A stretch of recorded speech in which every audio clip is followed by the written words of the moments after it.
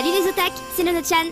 Je n'ai pas reçu de réponse de la direction à propos de mon passage la semaine dernière, donc je suppose que c'est bon. De toute façon, s'ils ne sont pas contents, c'est pareil. Et puis, ils n'ont pas le choix. Nono-chan est toujours en vadrouille on ne sait pas où.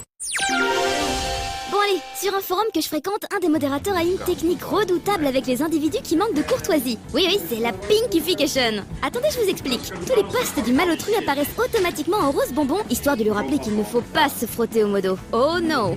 Et bien voilà, un gars qui a décidé d'appliquer le même principe mais dans la vraie vie. Et vous allez voir, c'est vilain. Pour se venger de son petit frère de 15 ans qui avait saccagé son profil Facebook, le grand frère a décidé de profiter de l'absence du fautif pour refaire la déco de sa chambre. On est passé d'une chambre d'ado métalleux à une chambre rose bonbon décorée avec des posters de Justin Bieber. C'est une vengeance bien sadique, mais attention, ça aurait pu être pire. Bah oui, ça aurait pu être un relooking de Valérie Damido.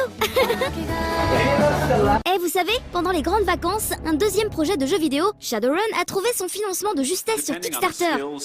Shadowrun Online sera donc un RPG tactique avec un aspect multijoueur et social très important.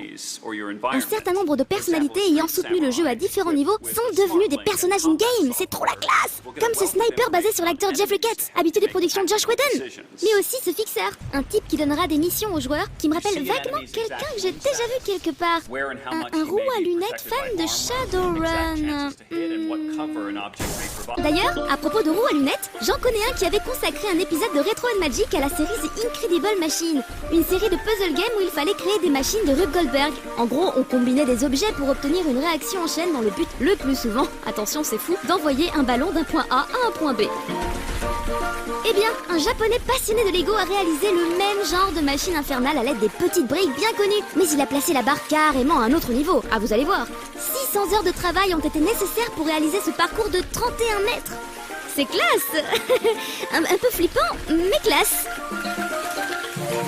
Est-ce que vous avez envie de redécouvrir les jeux tournant sous le moteur du premier Unreal sous un tout nouveau jour ? Un développeur néerlandais, Marijin Kenty, a réalisé un plugin de rendu permettant de bénéficier des effets de DirectX 10 dans des jeux tels qu'Unreal, Unreal Tournament, Rune ou le premier Deus Ex. C'est cool, non ?